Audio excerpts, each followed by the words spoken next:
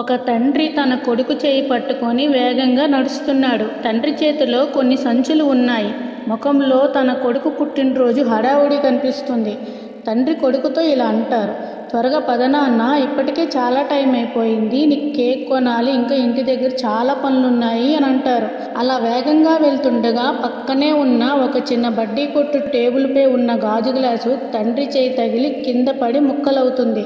తండ్రి చుట్టూ చూస్తూ, ఎవరైనా ఉన్నారా ఇక్కడ? వెయిటర్, ఎవరో ఒకరు రండి అని కేకలు వేస్తారు. ఇక్కడ ఎవరూ లేనట్టున్నారు నాన్నగారు అని ఆ అబ్బాయి అంటాడు. తండ్రి కొడుకు చేయి పట్టుకొని షాపు లోపలికి వెళ్తాడు.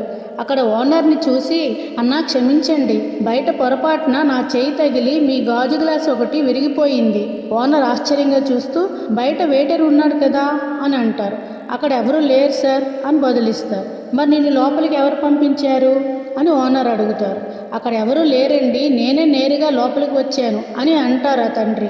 ఓనర్ ఇలా అంటారు, మరి అక్కడ ఎవరూ లేనప్పుడు, ఎవరు చూడనప్పుడు మీరేం మాట్లాడకుండా వెళ్ళిపోవచ్చు కదా అని అంటారు. చూశారు కదా సార్ అని అంటారు. ఎవరు చూశారు అని ఓనర్ అడుగుతారు. అప్పుడు ఆ తండ్రి ఇలా బదులిస్తారు, నా కొడుకు చూశాడు. నేనిప్పుడు ఏది చేస్తానో వాడు దాన్నే నేర్చుకుంటాడు. నేను తప్పు చేసి తప్పించుకుంటే రేపు వాడు కూడా అదే చేస్తాడు.